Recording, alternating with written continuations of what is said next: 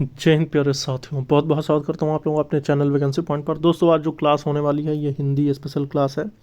इसमें अब तक के सारे previous year question papers cover किए गए हैं और ख़ासकर जो कंटेंट आपके एग्ज़ाम में पूछे जा सकते हैं पूरी व्याख्या सहित। सबसे बड़ी बात ये दोस्तों, जो भी टॉपिक आएगा उस टॉपिक का पूरा जो है सोल्यूशन आपको पता चलेगा और बिल्कुल अच्छे ढंग से। आप कहीं भी किसी भी और कंटेंट को पढ़ने की ज़रूरत नहीं है। अगर आप एक ही चीज़ पे कंसंट्रेट करेंगे अच्छी तरह से तो ये गारंटी है दोस्तों कि आप कट ऑफ ज़रूर क्लियर करेंगे।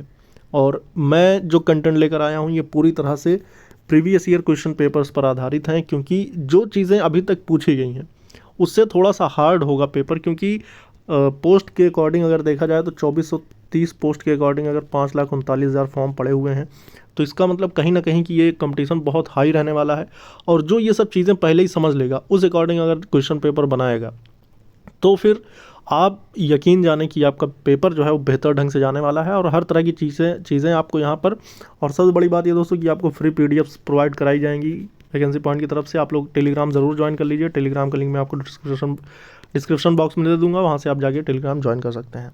आज का आप पहला क्वेश्चन देखें और आप लोग भी अपने मार्क्स जो हैं कमेंट करके बता सकते हैं। और ये क्लास कैसी लगी ये भी आप लोग ज़रूर कमेंट करके बताइएगा। और ख़ासकर ये जो क्लास है ये यूपी पुलिस, यूपीएसआई और यूपी रेडियो ऑपरेटर वालों अभ्यर्थियों के लिए तो पूर्ण रूप से समर्पित है। उसके अलावा हिंदी जहाँ भी पूछी जाती है पूरी व्याख्या सहित मैं क्लियर करने वाला हूँ। आप इसके लिए भी इसमें हेल्प ले सकते हैं। पहला क्वेश्चन देखेंगे, वह बहुत अच्छा लड़का है वाक्य में कौन सा सर्वनाम है? तो वह बहुत अच्छा लड़का है, वह यह किसी न किसी प्रकार से अगर देखा जाए तो ये किसी निश्चित व्यक्ति के लिए ये बात कही जा रही है। और जब किसी चीज़ में निश्चित चीज़ों के लिए जब कोई चीज़ का इंडिकेशन होता है या संकेत होता है तब वहाँ पर किस प्रकार का सर्वनाम होता है। तो आप देखें कि निजवाचक सर्वनाम दिया है, संबंधवाचक है, निश्चयवाचक है या फिर निश्चयवाचक है। तो यहाँ पर जिन शब्दों में किसी निश्चित व्यक्ति या वस्तु का बोध होता है तो वो एक प्रकार से देखा जाए तो वो निश्चयवाचक सर्वनाम होता है। तो यहाँ पर बिल्कुल सही होने वाला है। और निश्चयवाचक सर्वनाम के एग्जाम्पल्स क्या क्या होते हैं, उसकी पहचान क्या होती है, तो उसमें यह, वह, जो, ये, वे आदि ये सब अगर आते हैं और उसमें अगर आपसे पूछ लिया जाए कि ये किस प्रकार का सर्वनाम है तो वहाँ पर आप बिल्कुल बेझिझक निश्चयवाचक टिक कर देंगे। ठीक है, अगला क्वेश्चन देखेंगे और अगले क्वेश्चन में कह रहा है मनोहर जीवन भर पूरा सुख भोगता रहा, इसमें कौन सा विशेषण है? विशेषण कितने प्रकार के होते हैं आप कमेंट करके ज़रूर बताएं। विशेषण कितने प्रकार के होते हैं? मनोहर जीवन भर सुख भोगता रहा, इसमें कौन सा विशेषण है? संख्यावाचक विशेषण, सार्वनामिक विशेषण, गुणवाचक या फिर परिमाणवाचक? यहाँ तो बहुत इजी क्वेश्चन हो गया, क्योंकि यहाँ पर अगर आप देखें तो यहाँ पर ना तो संख्यावाचक हो सकता है, ना ही सार्वनामिक हो सकता है और ना ही परिमाणवाचक हो सकता है। तो बचा कौन सा? सिर्फ और सिर्फ आपके सामने गुणवाचक विशेषण। तो ये तो आसान हो गया, क्योंकि यहाँ पर ऑप्शन ही ऐसे दिए कि यहाँ पर आप तुरंत ही टिक कर सकते हैं। तो ये आपका सी ऑप्शन के साथ जाएगा। अगला क्वेश्चन देखेंगे। अगले क्वेश्चन में कह रहा है कि दांत और जीभ के स्पर्श से बोले जाने वाले वर्ण को क्या कहते हैं? दांत और जीभ के संपर्क से बोले जाने वर्ण कौन से कहलाते हैं? तो इसका जो सही ऑप्शन होने वाला है दोस्तों, देखिए, जिन व्यंजनों के उच्चारण में जिह्वा जो होती है ऊपरी दांतों से संपर्क करती है तो उन्हें क्या कहते हैं? दंत। यानी इसका बिल्कुल सही ऑप्शन होने वाला है ऑप्शन नंबर डी। कंठोस्थ होते हैं जो कंठ और ओष्ठ दोनों के संपर्क से बोले जाते हैं। मूर्धन्य होते हैं जो टा और ठा वाला वर्ण है वर्ग।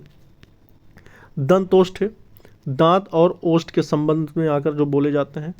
तो ये चीज़ें आपको समझनी होगी। वैसे तो अगर कंठ की बात करें तो क से अंगा तक आपका जो होता है ये कंठ होता है। तथा उसके बाद आता है चाचा, का खागा के बाद आता है चाचा जाझा, ये आपका तालव्य होता है। फिर टाठा डाढ़ा आता है, ये आपका मूर्धन्य होता है। फिर उसके बाद ताथा दाधा आता है, ये आपका दंत होते हैं। ठीक है, और उसके बाद पाफा बाबा आता है, ये आपके ओष्ठ होते हैं। तो ये चीज़ें आपको पता होनी चाहिए। इसके आगे बढ़ेंगे और देखेंगे ये वाला क्वेश्चन, इसमें क्या कह रहा है। क्वेश्चन नंबर 34 में कह रहा है निम्नलिखित ध्वनियों की निर्दिष्ट विशेषताओं में कौन सा अशुद्ध है, यानी कि कौन सा अशुद्ध से मेल कराया गया है। च जो है एक तालव्य वर्ग है, तालव्य वर्ग का अक्षर है और ये महाप्राण है। म जो है ओष्ठ है और ये सघोष है। त जो है अल्प प्राण है और ये दंत है, दंत वर्ग का। ख जो है महाप्राण है और कंठ से है। तो यहाँ पर अगर आप देखें तो 34 में अगर मैं बात करूँ च की, तो ये आपको पता है कि क वर्ग जो होता है इसमें काका गागा और ये कंठ होता है, ठीक। तालव्य जो होता है ये चाचा जाजा होता तो है, लेकिन अब ये चीज़ आपको समझना होगा कि महाप्राण और अल्प प्राण क्या होते हैं। महाप्राण होता है कि जिसमें आपको कोई ऐसी आवाज़ ध्वनि सुनाई दे जो काफ़ी ज़्यादा तेज़ हो, जैसे खा। खा बोलने के लिए अल्प प्राण नहीं, बल्कि जब जब मुंह से ज़्यादा हवा निकले तब वो महाप्राण होता है। जैसे ता है, चा है, जो देखिए यहाँ पर आप ऐसे समझ सकते हैं कि 5 वर्णों के साथ या 5 अक्षरों के साथ एक वर्ग कंप्लीट होता है। तो इसमें जो पहला और तीसरा आता है, जैसे का और गा, चा और जा, फिर टा और डा, फिर ता और दा, ये सारे क्या हैं, ये अल्पप्राण है। पहला और तीसरा वर्ण जो होता है ये अल्पप्राण होता है। दूसरा और चौथा जो होता है ये आपका महाप्राण होता है, ठीक। ये चीज़ अगर आप ध्यान देंगे तो भी आप क्लियर कर पाएंगे, ठीक है। आगे बढ़ेंगे। बाण का पर्यायवाची नहीं है, यहाँ पर बहुत सारे क्वेश्चंस में कैंडिडेट्स जो अभ्यर्थी होते हैं वो गलत टिक कर देते हैं कि आप यहाँ गौर से नहीं देखते हैं। बाण का पर्यायवाची नहीं है यहाँ पर पूछ रहा है, मतलब 3 तो होंगे लेकिन एक नहीं होगा। इसका जो सही ऑप्शन जाएगा दोस्तों, देखिए बाण के जो पर्यायवाची हैं उसमें कौन कौन से आते हैं पहले ये आपको समझना होगा। शिली मुख आता है, बिल्कुल सही है, ठीक है। आशुक भी आता है, ये भी बिल्कुल सही है। उसके बाद आप अगर यहाँ पर देखें तो विशिक भी आपका एक प्रकार का बाण का पर्यायवाची है, लेकिन जो सारंग है ये दरअसल सारंग जो होता है ना, ये आपका हिरन जो होती है, हिरन या मृग कह सकते हैं, कुरंग भी उसको कहते हैं, और उसका जो पर्यायवाची होता है वो सुरभि होता है। तो ये जो है ये हिरन का आपका पर्यायवाची है, ना कि बाण का, ठीक है। आगे बढ़ेंगे और देखेंगे अगला क्वेश्चन। यहाँ पर आपको सुमेलित करना है। सत्यार्थ प्रकाश, रामचरितमानस, सूरसागर, भक्तमाल, बहुत आसान से क्वेश्चन है। अच्छा, ये चीज़ आपको देखना होगा कि बहुत ही टफ क्वेश्चंस नहीं आ रहे थे, और इससे अगर थोड़ा सा अगर मैं हाई की बात करूँ दोस्तों, तो वैसे तो जो आपकी रचनाएं हैं, कृतियां हैं या फिर काव्य हैं, ये तो लेवल यही रहेगा, बहुत ज़्यादा हाई नहीं रहेगा। आपको अगर आप पढ़ने वाले स्टूडेंट्स हैं तो आपको पता ही होगा। मगर जो इसके पहले जैसे पर्यायवाची पूछा गया, पर्यायवाची भी टफ था, अगर आपने अच्छे से नहीं स्टडी करी है तो आप नहीं बता पाएंगे। तो ये चीज़ें आपको देखनी पड़ेंगी कि कौन से टॉपिक में कितनी गहराई से क्वेश्चन आ रहे हैं। यहाँ पर फिलहाल देखेंगे तो सत्यार्थ प्रकाश की अगर बात करें तो सत्यार्थ प्रकाश आपकी स्वामी दयानंद सरस्वती जी की है, पहला जाएगा तीसरे के साथ, ठीक। रामचरितमानस आप सभी जानते हैं तुलसीदास जी की है, तो दूसरा जाएगा चौथे के साथ, ठीक। सूरसागर सूरदास जी की है, ये जाएगा दूसरे के साथ। अब भक्तमाल बचा तो ये नाभादास जी की होगी, इसमें ज़्यादा सोचना विचारना है नहीं। तो 3 4 2 1 3 4 2 1 का जो 3 4 2 1 का जो सीरीज बनेगी वही आपका सही ऑप्शन होगा, यानी ऑप्शन नंबर सी बिल्कुल सही है। निम्न में से भाववाच्य का उदाहरण है। भाववाच्य देखो दोस्तों, वाच्य 3 प्रकार के होते हैं, कर्तृवाच्य, कर्मवाच्य और भाववाच्य। इसका मतलब वाच्य का मतलब ये होता है कि जो जिस चीज़ पर आधारित होगा वो वही वाच्य में जाएगा। अगर कोई चीज़ कर्ता पर आधारित है तो वो कर्तृवाच्य होगा, कोई चीज़ कर्म पर आधारित है तो वो कर्मवाच्य होगा, कोई चीज़ भाव पर आधारित है तो वो भाववाच्य होगा, ठीक है। अब यहाँ पर आपको देखना होगा कि कौन कौन सा जो है भाववाच्य में आएगा। वैसे अगर यहाँ की बात करें मैं दोस्तों तो 39 का जो सही ऑप्शन होगा, उससे बैठा नहीं जाता, ये उसका एक भाव है, ठीक, यानी पहला ऑप्शन बिल्कुल सही हो जाएगा। और राम से खाया नहीं जाता, देखिए दोस्तों, मतलब ऐसे वाक्य कि जिसमें किसी चीज़ का भाव स्पष्ट कराया जाए, तो यहाँ पर तो दो आंसर हो रहे हैं, पहला भी और दूसरा भी। तो इसका मतलब ये है कि यहाँ पर इसके 2 ऑप्शन सही होने वाले हैं। अगर इसमें कूट दिया है तो सही है, नहीं तो इसके ऑप्शन हाँ बिल्कुल सही है। यहाँ पर डी ऑप्शन जाएगा, पहला और दूसरा इसका सही है, क्योंकि ये दोनों जो हैं इसमें अकर्मक क्रिया वाले जो है वाक्यों में प्रयुक्त होते हैं, जिसमें कि कर्म नहीं होते हैं, खासकर ये चीज़ ध्यान दी जाती है। फिर से आपको एक कूट वाले क्वेश्चंस देखने को मिले हैं। इसमें दरअसल करना क्या है, निम्नलिखित में से कौन सा उत्तर सही है। अनुस्वार जो होते हैं वो पूर्ण अनुनासिक ध्वनि होती है। वर्ग का पंचमाक्षर अनुनासिक होता है। अनुनासिक के उच्चारण के दौरान नाक से बहुत कम सांस निकलती है और मुंह से अधिक निकलती है। तो 40वें का जो सही ऑप्शन हो जाएगा तो ये कौन सा होगा। इसमें आपको मैं बता दूं इसमें केवल देखिए दोस्तों, अनुस्वार जो होते हैं यानी जो लास्ट के 5वें डिजिट होती है, अंगा, इया, अड़ा, ना, ये सारे की बात कर रहा है, ये पूर्ण रूप से जो होते हैं अनुनासिक ध्वनि होती है। बिल्कुल सही ऑप्शन। वर्ग का पंचमाक्षर जो होता है ये अनुनासिक होते हैं, बिल्कुल सही ये भी है। लेकिन सी वाला जो थर्ड वाला है ये गलत है। तो इसका जो सही ऑप्शन होगा ये हो जाएगा सी, और मतलब 1 और 2। आगे बढ़ेंगे और देखेंगे अगला क्वेश्चन इसमें क्या कह रहा है। निम्नलिखित में से कौन सा शब्द एक वचन तथा बहुवचन दोनों में प्रयोग हो सकता है। इसमें वचन संबंधी पूछा। और आपको एक चीज़ और मैं बता दूं कि हिंदी में जो होते हैं, हिंदी में अगर बात करें तो जो एक वचन और बहुवचन, दोस्तों हिंदी में सिर्फ 2 ही वचन होते हैं, या तो एक वचन होगा या फिर बहुवचन होगा। तो कभी कभी क्वेश्चन पूछ लेता वचन कितने प्रकार के होते हैं हिंदी में, तो सिर्फ 2। ठीक, कभी कभी होता है 2 वचन बहुवचन, तो इस तरह नहीं, 3 नहीं होते, सिर्फ 2, एक वचन या बहुवचन। तो इसमें से कौन सी चीज़ है जो कि एक वचन भी और बहुवचन भी है। तो यहाँ पर अगर देखें दोस्तों, तो यहाँ पर जो मुनि शब्द है ये आपका एक वचन भी है और ये आपका बहुवचन में, दोनों में यानी कि प्रयोग होता है। ठीक है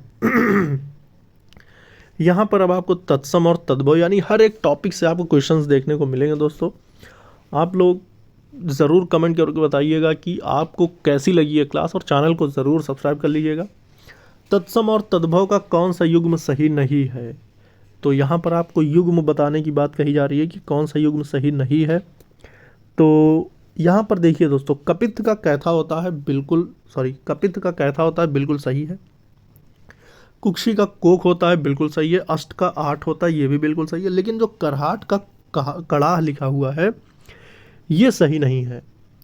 इसका जो सही रूप होता ये कटाह होता और कहाड़ होता कटाह और कहाड़। तो कहाड़ का जो तत्सम होता है वो आपका कटाह होता है, लेकिन यहाँ पे करहाट और कड़ाह लिखा है, मतलब बिल्कुल अलग है। तो इसका जो सही ऑप्शन हो जाएगा ये हो जाएगा ऑप्शन नंबर ए, जो कि ये युग्म सही नहीं है। अगला क्वेश्चन देखेंगे, यहाँ पर आपको उपसर्ग बताने हैं। किसमें उपसर्ग का निर्देश अशुद्ध है। दोस्तों यहाँ पर ये चीज़ें जो लास्ट में लिखी होती हैं, नहीं है, अशुद्ध है, या फिर क्या पूछ रहा है, ये चीज़ें आपको समझनी होंगी। यहाँ पर आपको उपसर्ग दिए हुए हैं, आपको इन उपसर्गों में बताना है कि कौन सा एक अशुद्ध है।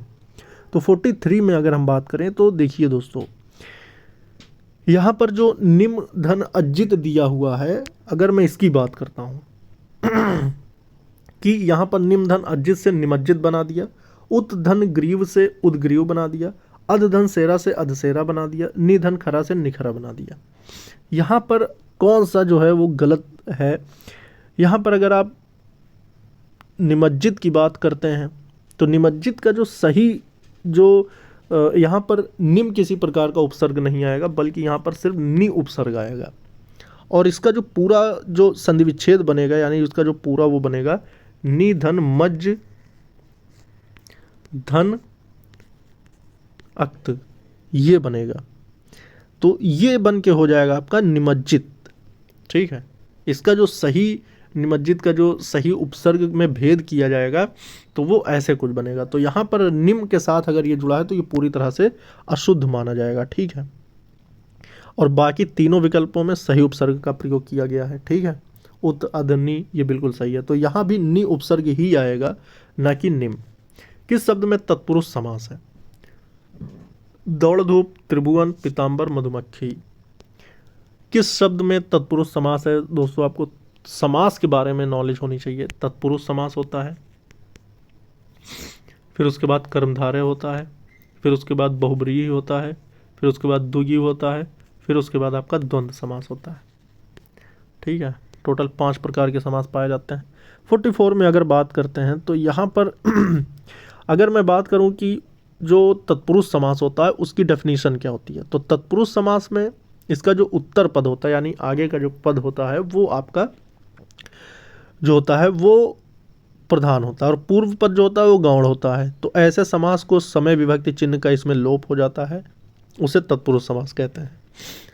तो यहाँ पर जो तत्पुरुष समास का उदाहरण है, तो पीताम्बर एक प्रकार से देखा जाए तो आपका बहुब्रीहि में जाएगा, त्रिभुवन आपका द्विगु समास में जाएगा, दौड़ धूप आपका द्वंद्व समास में जाएगा, लेकिन जो मधुमक्खी जाएगा ये आपका तत्पुरुष में जाएगा। तत्पुरुष में क्यों जाएगा, इसमें क्या विभक्ति चिन्ह का लोप हुआ है? बिल्कुल हुआ है। अगर हम इसको तोड़ते हैं तो मधु की मक्खी को मधुमक्खी कहते हैं।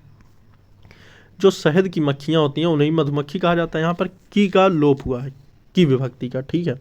मतलब अगर इसको हम जोड़ देंगे तो यहाँ पर क्या होगा, इसकी विभक्ति गायब हो गई, यहाँ पे सिर्फ मधुमक्खी बची, लेकिन इसके बीच में की विभक्ति जो है जुड़ी हुई है।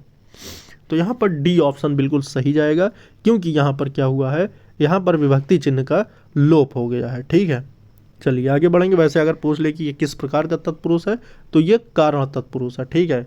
ये किस प्रकार का तत्पुरुष है, ये कारण तत्पुरुष का उदाहरण है। सिर पर सवार रहना मुहावरे का अर्थ क्या है? दोस्तों हर एक टॉपिक से सवाल लिए गए हैं, आपको बिल्कुल कुछ और टेंशनबाजी नहीं लेनी है, आपको हर तरह की चीज़ें यहाँ पे कवर कराई जाएंगी। आप बिल्कुल निश्चिंत होकर क्लास को अटेंड करें। सिर पर सवार रहना, इसका जो सही मुहावरा का अर्थ होगा वो कौन सा होगा? तो देखिए दोस्तों, सिर पर सवार होने का अभिप्राय सिर्फ इतना सा रहता है कि पीछे पड़ना। जब कोई आप अपने आम भाषा में, आम बोलचाल में ये चीज़ देखते होंगे कि कहा जाता है कि अरे सिर पर क्यों सवार हो रहे हो मेरे, यानी क्यों पीछे पड़े हुए हो, तो ये तमाम चीज़ें आपको समझनी होंगी। ठीक है, आगे बढ़ेंगे और देखेंगे अगला क्वेश्चन क्या कह रहा है कि यहाँ पर अगर हम देखें निम्न में से कौन सा मिश्र वाक्य है। अब वाक्य संबंधी क्वेश्चन आया है आपके सामने। उसमें न पत्ते थे न फूल थे, ठीक। पहला वाक्य क्या ये मिश्र है? तो ये मैं अभी आपको बताता हूँ। वह उड़ती हुई चिड़िया पहचानता है, यज्ञदत्त देवदत्त को व्याकरण पढ़ाता है। मैंने सुना है कि ओहो, चलते चलते भाग जाता है। निम्नलिखित में से कौन सा मिश्र वाक्य था? तो मैंने चारों सेंटेंस आपको पढ़ के सुना दिया था। अब इसके बाद आपको बताना है कि इसमें कौन सा मिश्र वाक्य है। तो यहाँ पर अगर हम देखें तो मिश्र वाक्य की अगर हम पहचान करते हैं, उसमें न पत्ते थे और न ही फूल थे, ठीक। तो अगर हम इसकी बात करते हैं कि उसमें न पत्ते थे न फूल थे, तो ये किसी प्रकार से मिश्र वाक्य से संबंधित नहीं है। वह उड़ती चिड़िया पहचानता ये भी नहीं है। लेकिन यहाँ पर अगर हम गौर करें, चौथे ऑप्शन पे जाते हैं, मैंने सुना है कि आपके देश में अच्छा राज प्रबंध है। ये किस प्रकार से मिश्र वाक्य है, यहाँ पर मैं आपको समझाता हूँ।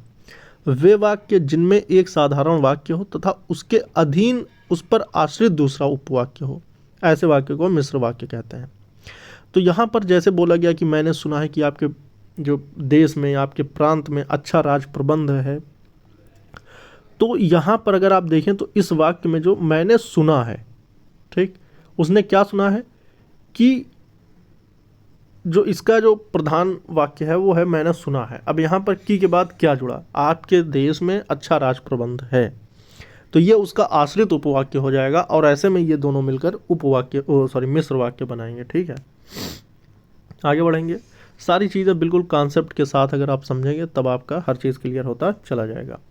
वह द्वार द्वार भीख मांगता चलता है, वाक्य में कौन सा कारक है? आपको कारक बताने हैं। टोटल कारक वैसे लगभग 8 प्रकार के होते हैं। उन 8 में से कौन सा कारक है जो कि यहाँ पर सुटेबल है? वह द्वार द्वार भीख मांगता चलता है 54 में। अगर अब यहाँ पर आपको हर चीज़ समझना होगा। संज्ञा या सर्वनाम के जिस रूप को क्रिया का आधार सूचित किया जाता है उसे अधिकरण कारक कहते हैं। और इसके परिसर्ग में क्या क्या आता है ये आप समझें। इसके परिसर्ग में आता है, पर आता है। और अब यहाँ क्योंकि सेंटेंस दिया वह द्वार द्वार भीख मांगता फिरता है, वाक्य में पर विभक्ति चिन्ह का लोप है।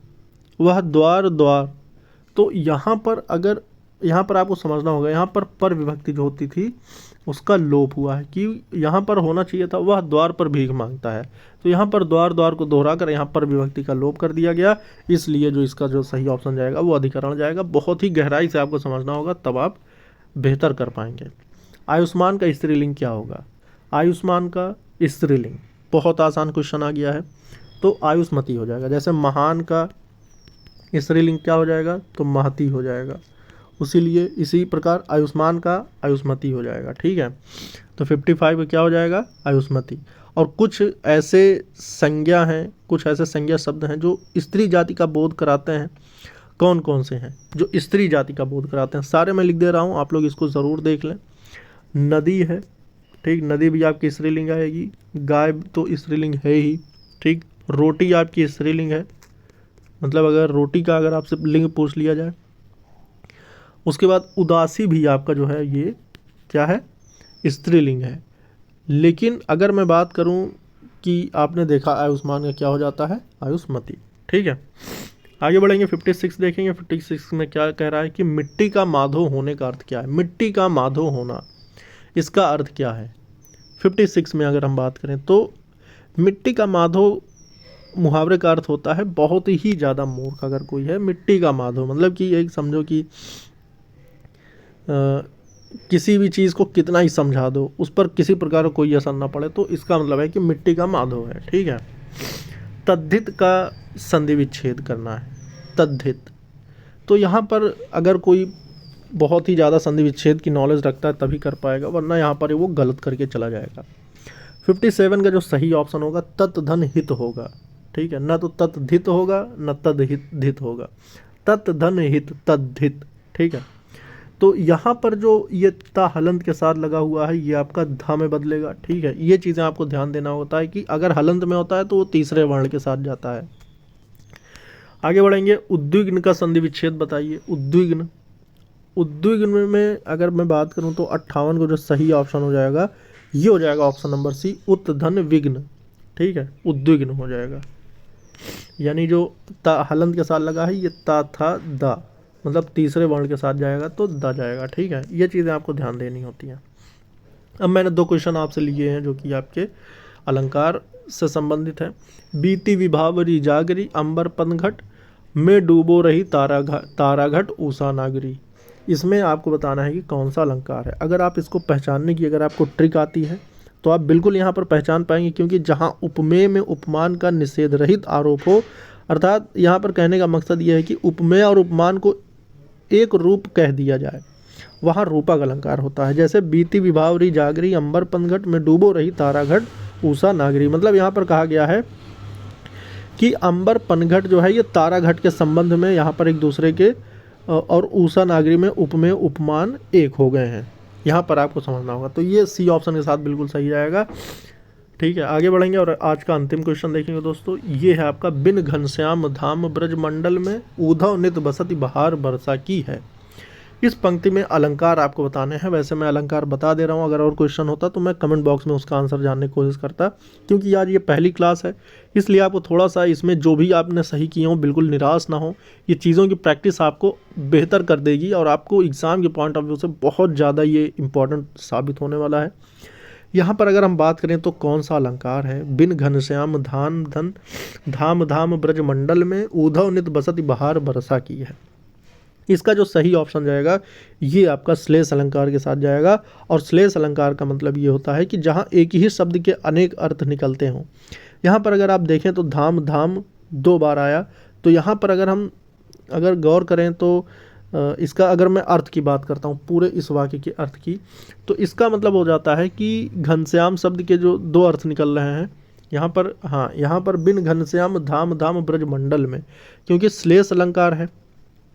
ठीक है, यानी बी ऑप्शन के साथ जाएगा।